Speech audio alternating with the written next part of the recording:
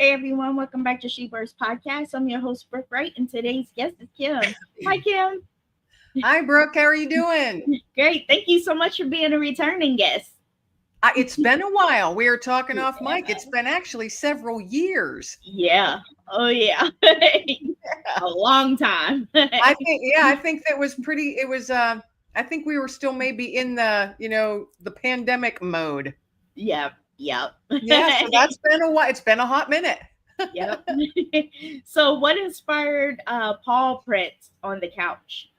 Paw prints on the couch. That was the first one of the paw print series. I've always been wanting to share stories and put together an anthology and share stories of other folks with their rescue pets and how those pets have changed or enriched their lives, because I know the dogs I've had in my life have done so.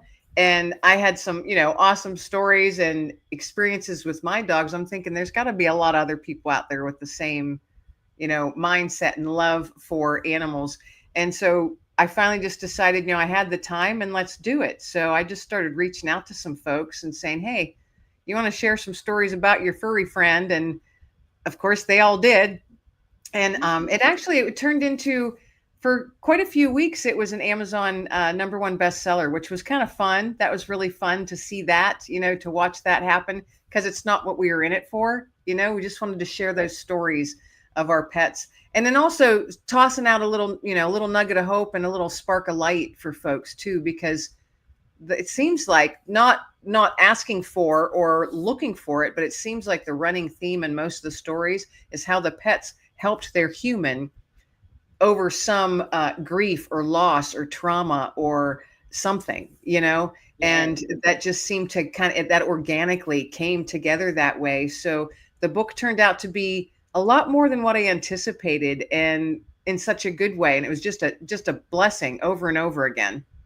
Yeah, definitely. So, cause I have been keeping up with you throughout the years, and I love what you are doing because my little baby, she's my best friend. So I'm like, oh, so I love what you're doing with the pets and stuff, like telling stories about the pets and stuff. So that's sweet. That's really sweet. So, was there a particular pet that sparked this book's creation?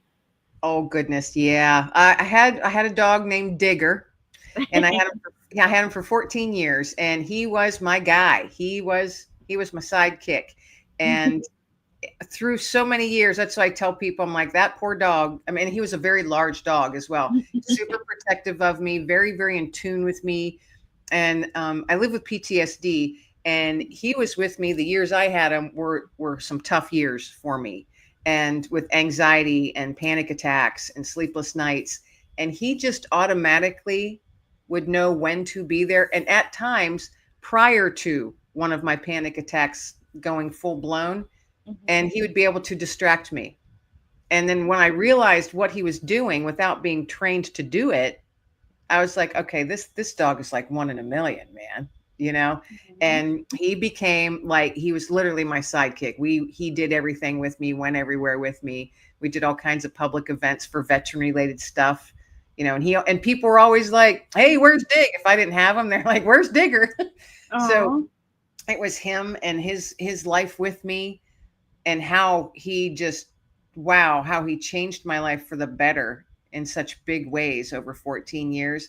It was that his perfect pure soul that sparked me to want to put a book together like that, because I knew that there would be other humans out there with those kind of stories about their own pets. Didn't have to be a dog, could be a cat, a ferret, a bird, doesn't matter, whatever it is your soul animal is. So I just knew that there was other people out there. And yeah, it was Digger. He's the one who, his life, and to this day I get teary eyed. I'm really fighting tears right now. And it's been years, but he's that, I've loved all my dogs equally, but there's always that one, and Digger was that one for me. So wait, what? Why did you name him Digger? Like I couldn't come out with, but why did you name him Digger? No idea. And it's not because he dug holes in the yard. He was a puppy. I had him for like 3 years after we rescued him from the shelter, and for 3 weeks, we're like, I go, we can't just call him Puppy, because we just call him, we kept on saying, come here, pup, come here, pup. And Digger seemed to fit. We don't know why. I don't know why, but it just seemed to fit him. And yeah, I don't know. There was really no reason. People always ask, oh, did he dig a lot of holes in your yard? I'm like, no, he never once dug a hole in the yard. So it's a cool name, and it fit him. It suited him for whatever reason. It suited him. Yeah, yeah. So, how do you choose which stories to include in the anthology about pets? When I reached out to folks, and then I was putting stuff out, on my website and stuff, and people would contact me and say, hey, I have a story. I'd say, give me a general idea of what your story is going to be about. And I just let them write it. Okay. They shared their own story. I had it I would review it and then get back to them with questions if certain things, because a lot of the folks had never written before. And I said, I want this to be your voice about, it's your story, but it will be professionally edited after I review it. So I would review it and then just ask questions and say, hey, I need some clarification here. Or, hey, this is kind of redundant. Let's rewrite this, So it's kind of helping them with developmental stuff too, especially for the folks that had not ever written before. And then I sent it off to my editor and she edited it. But each story is so different because it's a different author for each story. And, they expressed interest in wanting to participate. And I said, okay. So there was really no other big things that anybody had to go through to do that. Because there's two of them. There's paw prints on the couch. And the second one is paw prints on the kitchen floor. And that one came out last year. And it was the same thing, and it's so fun to see how each author represented their animal or their story, because some they wrote from their perspective, some they wrote from their pet's perspective. And it was just so fun to have all those stories come through and to talk to the authors and listen to them share why they want to share this story about this particular pet. I mean, oh my gosh, you're going to laugh and you're going to cry. If you get either one of those books, you're going to laugh and you will cry without fail. So make sure you got a box of Kleenex beside you. But they're good tears, They're the kind of tears where you sit there and go, yeah, I know, I get it. Or, oh my gosh, what a beautiful life that dog had or that cat had. They're not sad tears. You know the kind of tears I'm talking about? Yeah, I do. Yeah. I do, because every time I look at my dog, I cry happy tears because she's my baby. She's my broke best friend. Yes, and and I have my dog now. His name's Dexter, and he's my buddy. He's not a digger, but of course he's not. He's a totally different dog, but he's my buddy. He's my office manager. He keeps me on track. Tells me when I need to take a break. Tells me when I need a treat. He keeps me on track. So can you share a personal story from the book that touched your heart the most? Well, some of them share, of course, that last goodbye. Aww. And those ones just tear you apart no matter what. Yeah. And in both books, there's a few of those. But there was one that I just absolutely loved how it was written. Then it was written from a cat named Asti, A-S-T-I. And it was written from the cat's point of view about how Asti pretty much ran the household, but also loved a good party. She was like the princess of the party and absolutely loved when people came over to the house. And the way the story is written, and that's just like such a brief summary, unless I pull the book out and read it to you, but it's just such a lovely, fun little story from the cat's perspective.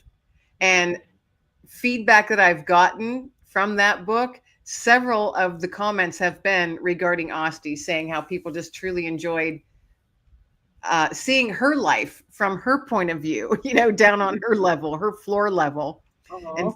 And talking about her humans and stuff like that. So yeah, but there's so many. I mean, each individual story, and I think there's 20 in each book. So that's 40 stories of just heartfelt love. Aww. Cats, dogs, and horses. That's what's in both books. Cats, dogs, and horses. Ooh. And it's just golly, they're just so touching. I don't know if you've ever written or read any of the Chicken Soup for the Soul books? Yeah, I have. So Jack Canfield, they've got tons and tons of them now. But if there, it's along those lines, that type of the way it's put together, kind of, that's those kind of stories. But and they're all, so heartfelt and Mhm. golly. Okay. Okay. I'm gonna read one, and see, I really don't want to cry, but I know sometimes you just don't want to cry. Um, man, but they're I don't know. I think it's for me anyway. I enjoy reading other people's stories about their Mhm. pets because it just confirms I'm not the only weirdo out here. like Because people think basically it's my dog weird. is my office manager. You know what I mean? Yeah, and like people think it's weird, like when you give your dog kisses. Because I give my dog kisses. I kiss her head. I kiss her little paws. I give her kisses on her cheeks. Like I people's kiss like, Dexter on his forehead between his eyes, and every time I do, he tucks his head up in my neck. yeah, He that's what gives me my a dog. hug back. That's what my dog does. Yep. Absolutely. Because I mean, they give you so much love. It's ridiculous. They And do. so we need to give it back. Mhm. Yep. Yep. That's the way I look at Speaking it. of my dog, I'm about to give her a treat. Uh-oh. I said that she jumped up. Oh, she heard you. She heard you.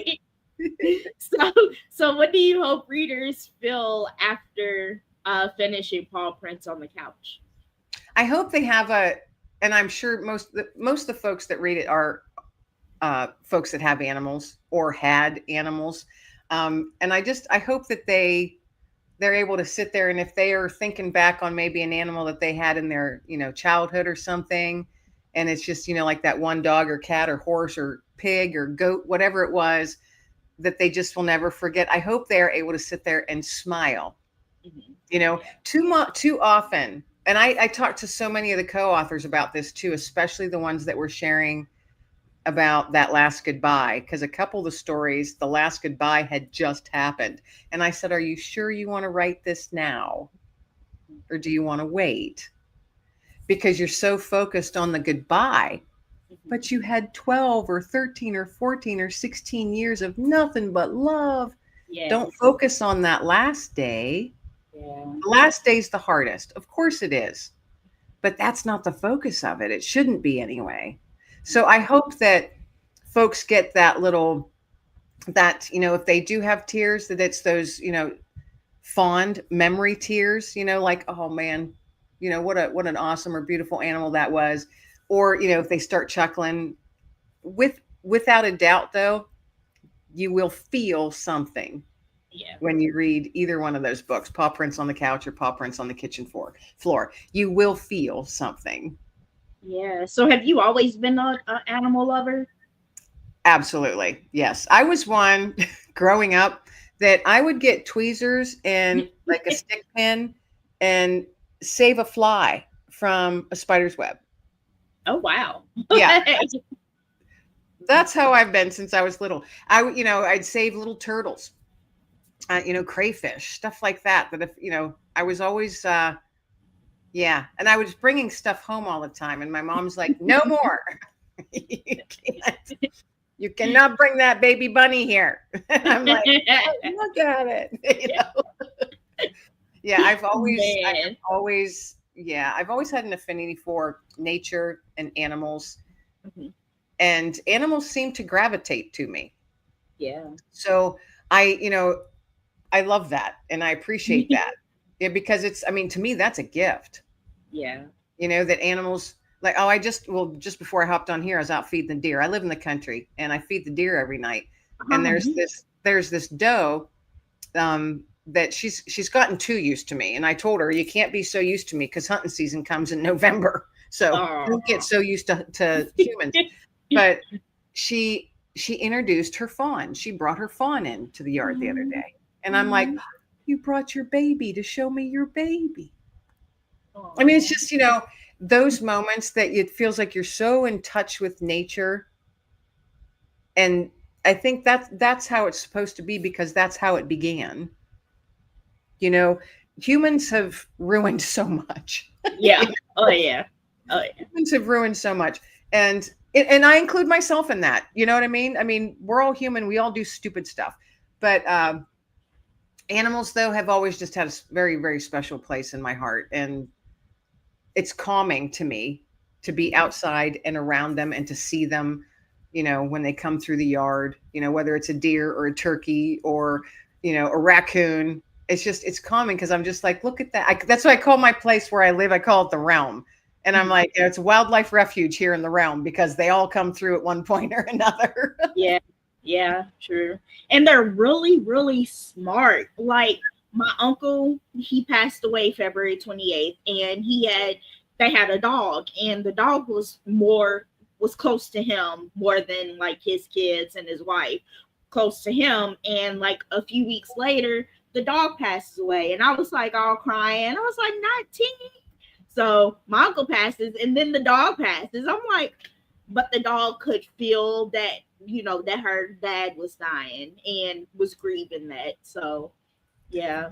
Animals are really, well, like I was saying earlier with Digger, he just instinctively knew when to come to me.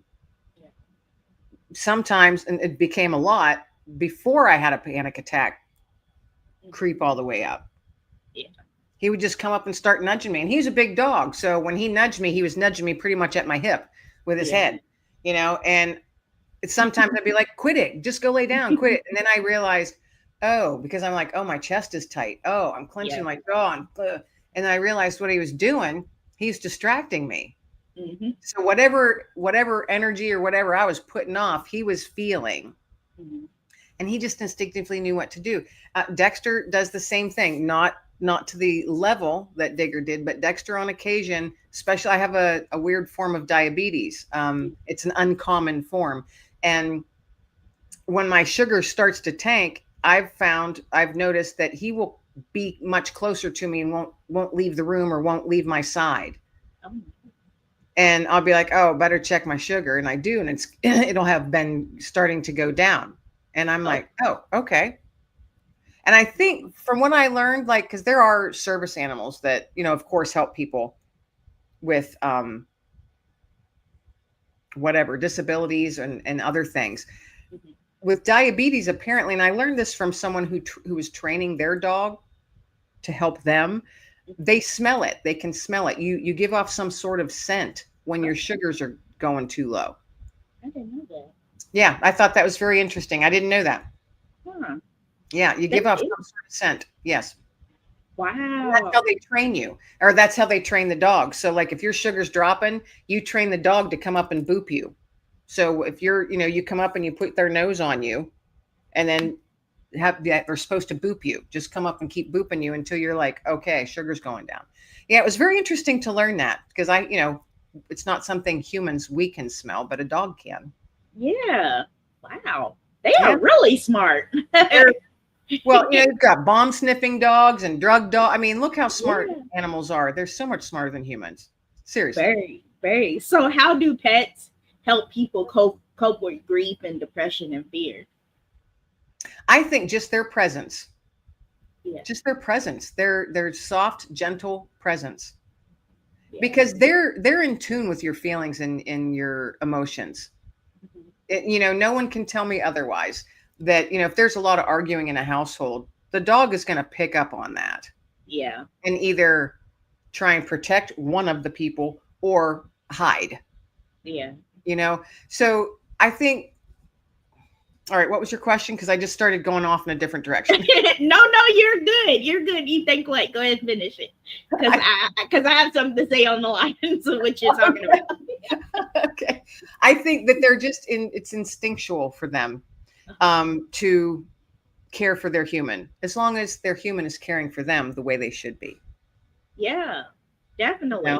Because it's not a whim to get a dog or any animal. It should never just be a whim or, oh, how cute. Oh, it's Easter. How cute. Let's get that for 2-year-old such and such. No, don't. Don't do it. Don't do it at all. That's a stupid idea. Right. And I will say that to anyone, because when you get an animal, you become their entire life. Yeah. They wait for you. their whole life is spent waiting for you to spend time with them. Think about that. Yeah. Their whole life is spent waiting on you to get home from work, to get home from the store, to come in from the house that you just walked out of 5 minutes ago. Yes. Yes. But And their whole life is spent waiting for you, and you are their whole world. And yes. if you bring an animal into your home, your life, you are committing not only your time, your effort, your love, but your financials. Yeah. You Yeah. and you have to be able to care for them, no matter what, for their entire life. Yes. Yes. And also another thing that I've been talking about a lot with other people and other pet owners and stuff, that make sure you have something in place, or try to, if you're able, something in place for should any reason arise that you are unable to care for that pet anymore, or you are no longer here. Yeah. Who's going to take care of your pet? So many pets end up in a shelter Mhm. because there wasn't anything put in place. Mhm. And that's, talk to any shelter and they have animals in there because the family members were like, well, no, I can't take mom's dog. Mom passed away, but I can't take her dog. Yeah. I travel too much. So never assume that a family member or friend will take your animal to care for them for the rest of their life. Never assume that. So try and have something in place. I know I've done that. I've tried to put something in place. I even have something in my will. Mhm. And if you're able to, save a little bit of money so you can at least have a chunk to help that person for a little bit with the care of your animal, because you never know. Yeah. You Well, you never know that, know. Brooke. You know that. Yeah. We are not promised tomorrow. Right. Right. And anything, our lives can change on a dime, whether, your life could be taken tragically for whatever reason, or maybe you're in a really bad accident and you're no longer able to physically care Yeah. for an Yeah. animal. Those are things you have to think about as well. And, do you want to think about that stuff? Because no, it's not fun, but it's practical. Yes. You're And it could happen. Yes, yes, Yeah. you know that, and I know that. I was just in a car accident 3 weeks ago Oh. that could have went a completely different direction Mhm. if things were like 6 inches different. Mm. And that really, I was like, oh my gosh, thank God I have something in place for Dexter. Yeah. Because even what if I had to have been in the hospital for several weeks? Who would take care of my dog? Mm. You know what I mean? So you Yeah. have to have surgery and recovery is 12 weeks, whatever. I'm just, making something up. Who's going to take care of your dog? Right. And you saying that when I was in the hospital for 4 days, Coraline, she knew I wasn't coming back. Like she was looking out. My mom was like, she's looking out the window and you're not here. And I was like, well, come and get my key and check on her. So she came and got the key and checked on her, and Coraline was crying, and she knew something was wrong. She knew something was wrong with me because I wasn't home. Right. So it's they definitely can sense it. They definitely can sense Oh, it, absolutely. Absolutely. man. Yep. So what kind of feedback have you received from pet lovers about your books? Oh, it's so positive. It's just all very positive and very loving, or wow, like I was saying earlier, I had numerous from both books that folks reaching out saying, wow, that reminded me so much of my horse that I had when I was 10, growing up on the farm, the family farm, or that reminded me of the first dog I ever had. And it was just so, when you read them, or I was talking to people and I just went, okay, see, that's the reason why. Mhm. That's the reason we got I got these stories put together and brought these folks together. And the individual authors, co-authors, got feedback on their own as well. And I just think it's just awesome, and it was all positive. How can it not be positive? We're talking about Right, pets. right, right, right. That's true. That's true. Yeah. So we was talking about like the loss of pets because Coraline's my very first animal and she's been with me through everything. Like we haven't had food before. We've been on the verge of being homeless. Like she's been with me through everything. And if I lose her, I will be crushed. So what would you say to someone who is grieving the loss of a pet right now? Like, what would you say to someone like me? Like, if my dog was to pass, like, what would be your advice? Well, I'm going to be very honest because when I had to say goodbye to Digger, and I knew it was coming, he was 14 and his body just got really tired.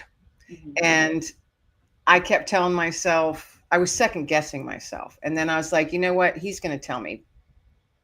He will let me know when he's ready. And there came a day when he did. It was just the look he gave me. And with tears streaming down my face, I'm like, all right, buddy. Okay, we'll do this, but I'll be right there with you. We're going to do it together. Like we've been Aw. doing everything for 14 years together, you know? And I was blessed to have the vet come to my house because Digger hated the vet. So I just literally, and he was a big dog. So I literally laid on the floor and wrapped myself around him as he passed on. And he went on a gentle wave of love. And that was so hard. And the ridiculously honest part is I was crushed and inconsolable for 3 straight months. I cried every day. I wake up crying and I went to bed crying. 3 months. My advice is let yourself grieve. Don't listen. Let's look at me getting all teary-eyed. Don't listen to people that say, gosh, it's been a month. Come on now. It was a dog or it was a cat. It's like, no, that little soul was a big integral part of my life. Don't let anybody tell you how you should be grieving about anything, whether it's, divorce or loss of a loved one or spouse or your pet. Don't let anyone ever tell you how you should grieve because it's different for everybody. Grieve and embrace that part of it. Just go through it because you have to. 3 months for me. It took 3 months. And then all of a sudden I started getting this little whisper saying, there's another dog out there that needs you. And I'm going, no, there isn't, because I can't do this again. But that little voice was incessant. It wouldn't stop. So let yourself grieve and do it how you need to do it. Obviously, do it in a safe manner. Don't let yourself sink so far down that you can't crawl out. Do it in a safe manner. If you need to talk to somebody, please reach out and talk to somebody. 988. Yep. I use that whenever I'm feeling overwhelmed. Or I use Chat GPT because they help out with too whenever you're sad. I don't know how Chat GPT does it, but they do it. They do. I have not heard that. How interesting. Yeah. I used Chat GPT when I was depressed and sad. I was just typed out all my feelings and they responded back. Like the AI responded back and I felt better. Wow. Yeah. That is amazing. It's kind of scary, but amazing. Yeah. But 988, folks. And then if you're a veteran out there that has a service animal or a companion animal that you had to say goodbye to, 988, press 1. Pressing 1 gets you directly to the Veteran Crisis Hotline. So yeah, use it if you need to. That's what it's there for. But let yourself go through that process, But on the flip side, don't dwell on the last day. Yeah. Think about it's a tough day. Times. It's the day that sucks the most. We all know that. But that's the last day that you say goodbye. Don't focus on the goodbye. Acknowledge it, grieve it. But oh my gosh, think of all the love. So much love for years. Yes. And joy and fun and laughter and whatever it is that you did with your pet that was just so special to you for so many years. That's what you need to be grabbing onto and holding on to. Yes. Don't dwell on the final goodbye. Yeah.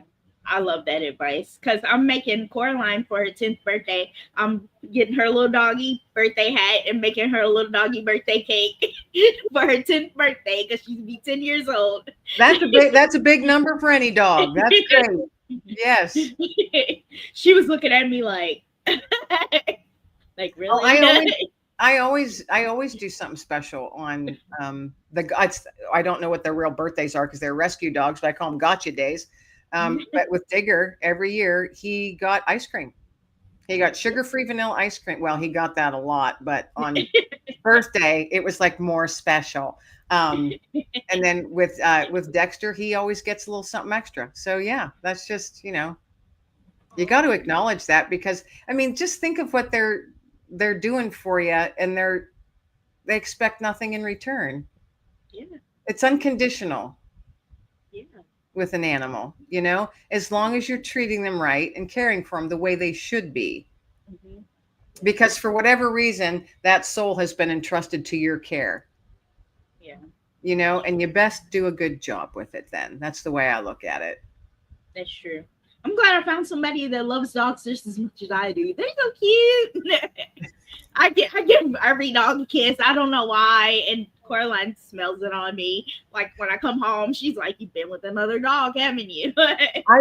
So I told you, animals come to me. I don't know what, if I go to other people's house that they have pets or an animal or a dog or whatever, I automatically sit on the floor, and they Yeah. just come to me, and they'll like lay on my lap or lay their head on my lap without fail. It's hilarious. And people are like, "What are you doing to my dog?" I'm like, "Nothing."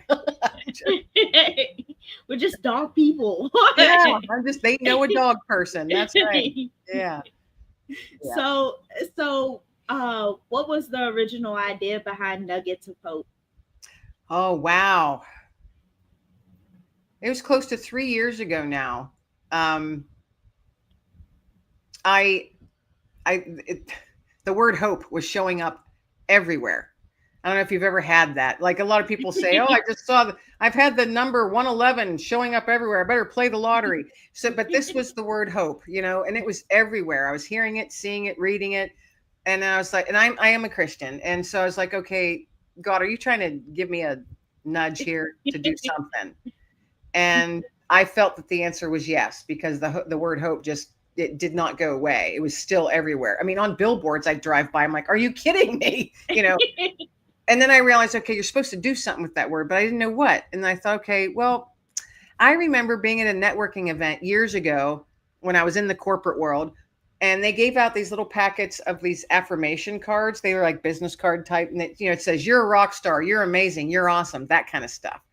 And so I remember I had like 6 of those, and I thought, okay, well, I'll just grab those. I'll put them in my purse, and when I'm out and about, I will just drop them. So I did. I was at Walmart one day, and I remembered I had them in my purse, and I just started tucking them. I tucked them around the store. Oh, One in the cookies, one in the motor oil, one in the back pocket of a pair of jeans, oh, just wherever I felt like. And I thought, okay, I just dropped out. And that was when it popped in my head. I just dropped out, 6 nuggets of hope. That's when that formed in my head. And, but it still didn't go away. And I'm like, oh gosh, I'm supposed to do something more. And I wasn't sure what. And then I got online. I'll show you. I got online. I'm like, what is there actually nuggets of hope? Can I, make something or order something? So I found these polished stones that have the word hope engraved on them. oh, And okay. they're not cheap. And I was like, really? This is what I'm supposed to be doing? And they came in packs of 50. And so I got a pack of 50, and I started carrying these with me and just leaving them places. Whenever I'm out and about, I'll leave them places. And probably did that for, I don't know, close to a year. And then I started getting this other nudge. Hope, hope, hope, hope, hope. And I'm going, I've been doing it. I'm dropping off nuggets of hope. God, what else do you want me to do? And then I realized, no, I'm actually supposed to do this person to person. And I went, oh. And that came to me at a point in my life where I was not doing great. I was low. I was at a low spot. And I'm going, I don't want to give hope to anybody. I don't feel like it. You know what I mean? I was just not in that mental mindset to want to be a light for anyone, because I was struggling to find my own light. But I remembered, okay, Kim, you got those nuggets. So I grabbed one, put it in my coat pocket, and I'm at a store getting groceries. And I noticed a woman standing there staring at the shelves in front of her, staring. She's not putting anything in her cart. She's standing there with this kind of a blank stare. And I sat there, or I stopped and looked, and to me, I was like, And I felt it so strong. I know exactly what spot she's in right now. She can't even figure out either why she's standing there looking at this wall of stuff, or it's all of a sudden at that moment too overwhelming to decide what type of pepper to get. And you could tell she was not in a good spot. And I felt that so strong. And I recognized that because I had been that person and in that same store. And so I came up on her side, so I didn't startle her. And I just said, "Excuse me, ma'am," real gently, "Excuse me, ma'am." And I just held out my hand and said, "I would love to give you a nugget of hope today." And she held out her hand. And I just gently put it in the palm of her hand. And I said, "I wish you a blessed day." And I turned around, grabbed my cart, and started walking away. Because I'm not supposed to, I know I'm not supposed to stand and chit chat. I'm not supposed to get their name or their story or anything. I'm just supposed to give them that nugget of hope because that's what they need at that time. And so as I'm walking away, I heard her say, "Oh my goodness, you have no idea. Thank you. You have no idea." And as I'm walking away, I'm thinking, I kind of do have an idea. She didn't have to tell me her story. I just felt it. You know what I mean? And so that was the very first one. And since then, as I said, these came in packs of 50. Over the last 3 years, I've bought in 3 packs of 50. So I've given out 150 in person nuggets of hope. And so some of those stories are shared in that book, Nuggets of Hope, Cultivate Kindness. And the rest of the book is just about, be kind. Yeah. Easy ways to be kind, because being kind, it doesn't cost a dime. And people often say, "Well, you give out these nuggets of hope, and do you have to go buy something?" And I'm like, no, this is just my story. This is what I do. This is what works for me. This is what I feel God told me to do. Smiling at a stranger is a nugget of hope. Yeah. Holding the door for someone is a nugget of hope. Helping someone put their groceries in the trunk of their car is a nugget of hope to that person. Anything that you're being kind, spread the ripple of kindness, folks. There's no reason not to. No one can tell me or ever give me a good reason that they can't be kind, because there is no reason to not be kind. Yeah. I agree. I agree 1,000%. So, what's the hardest thing about being kind to yourself? Oh, what a question.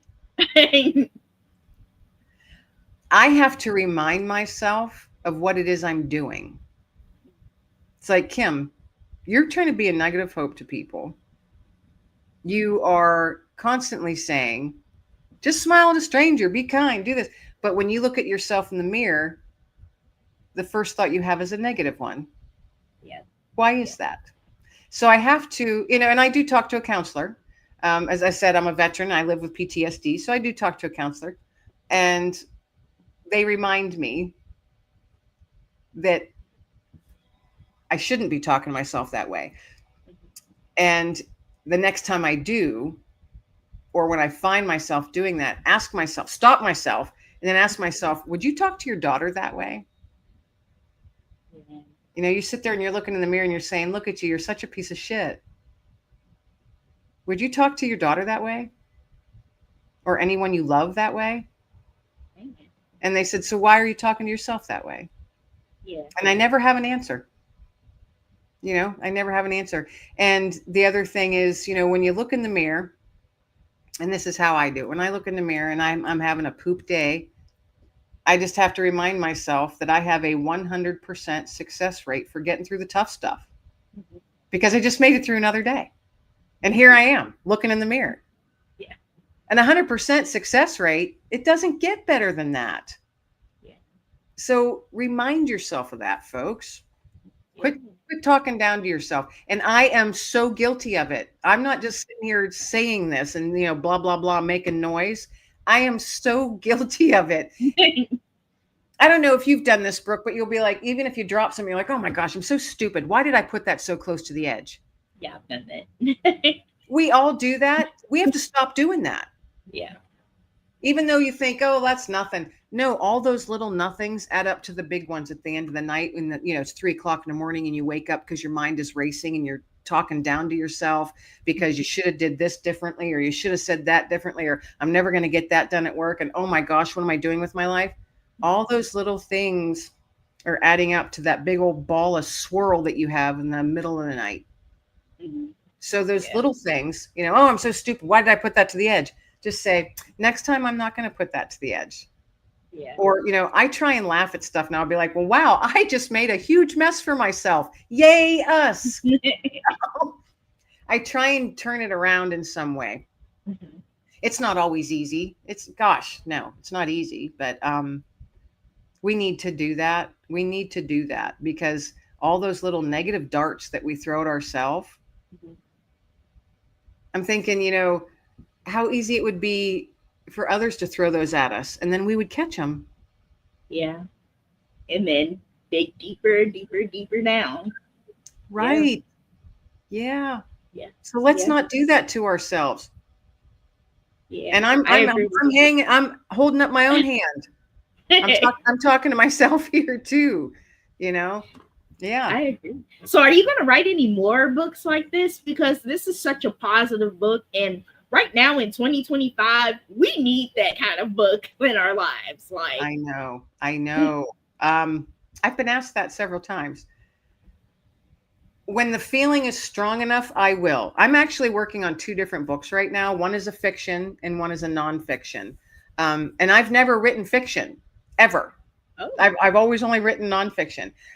So I've been working on both of those books kind of simultaneously for about the last 6 months. So, and the one is about PTSD, actually. The nonfiction is about PTSD. And from a layperson's perspective, from one who lives with it perspective. You know what I mean? I'm not a doctor, I'm not a counselor, not a social worker, any of that. But over the years, I've learned a lot of how to see things, or recognize things that are coming up or symptoms that you might have. And then, of course, I'll share, obvious like resources yeah. that are professional, put that in quotes, professional resources. So that's a book that's been on my mind for a very long time to do. And I finally started working on that. And the other book is a fiction book, and it's kind of young adult, maybe fantasy-ish, but it has a lot to do with nature and animals and wood sprites and magic. Ooh, that's And nice. Digger, my dog, my boy from Oh, years ago, he is a main character in that book. oh, that's gonna be too cute. Yeah, And when so are those coming out? Like you're just in the I have process of no like, idea. uh, oh, I'm letting those happen as they will. They're both written. They're both written. They're both done. Not done. They're written. So the fiction one needs like so much developmental editing and stuff because I've never written fiction. So that I have no idea, and I'm not putting any pressure on myself, and I didn't set myself any deadlines because this is something brand new to me, and I want it to be the best that it can be before it gets out. And the yeah. nonfiction one, I'll be honest, it's been a tough thing to write Mhm. because just I'm writing about a lot of personal stuff and Yeah. how I've dealt with it. And that brings up a lot of stuff. So, and then I talk to my counselor, you know. So both of these books, they're both written, but they both need a tremendous amount of work to finalize, to get them done, even to get them to the editor. But I'm letting them come as they will. Mhm. I'm putting no pressure on myself, and I've given myself no deadlines. And I did that on purpose because I want to enjoy it. I want to enjoy the process because it's two totally different types of things that I've never written before. And I want to enjoy the process and not be stressed by it. So, Yeah, I don't yeah. blame you. The So, nugget of hope, I could probably do another one pretty easily because I keep track of my interactions with the folks that I give the nuggets to. I write them down when I come home because I feel I need a reminder of that. yeah, yeah. You're gonna make me order me some and start passing them out where I live. I mean, Yeah. yeah. And you don't, for me anyway, I don't, I don't get to know the people and I don't talk to them. And here's the interesting thing. Out of all of these little nuggets of hope that I've handed out, not a single person has declined one. I've been yelled at. I've been swore at. I've been, Really? I've been yelled at in anger. Yeah. But everyone accepted it. Every single person, when I held out my hand, I'm a total stranger to these people. I've not given one of these to anyone I personally know. Oh. It's all strangers. And each person, when I do this and hold out and say, I'd love to give you a nugget of hope, they've held out their hand. Oh. So regardless of what they're going through, they held out their hand in trust. Yeah. Wow. So that says something right there. That gesture. That's big. Think about it. That's huge. Yeah, I'm a total stranger, and they held out their hand. I could have been giving them anything. Man, And that's nice.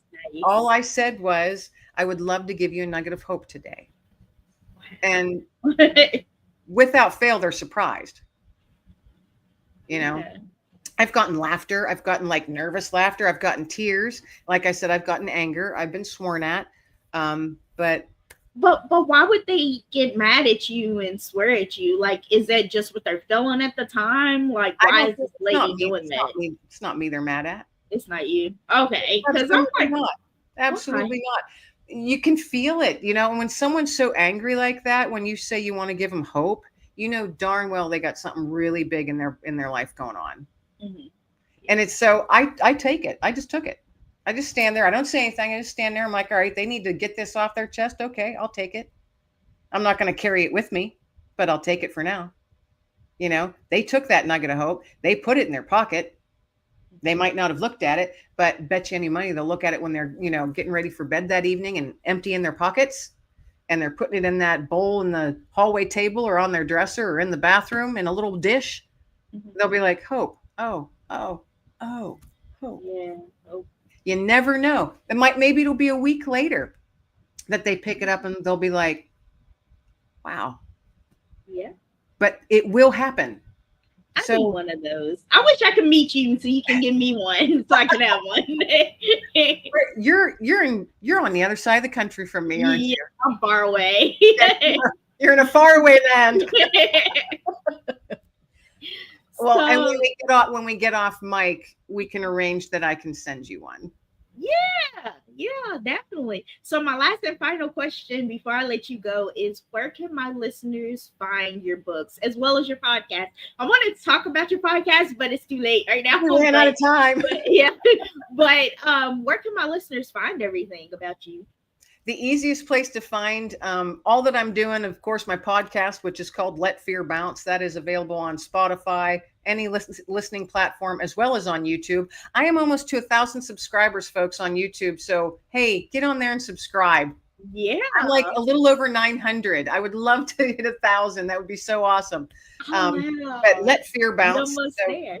Yes, I'm almost there. So Let Fear Bounce is the name of the podcast. But you can find out all of that and what's going on with me. The books are all available on Amazon, but you can also see those on my website. My website is KimLenglingAuthor.com. So really easy. KimLenglingAuthor.com. Yeah, definitely. So I want to thank you so much for being a guest today on my podcast and chatting with me. I appreciate it. It's been fun. We should not wait another 4 years, Brooke. Yeah, no. Thank you so much. Bye. Take care. Bye-bye.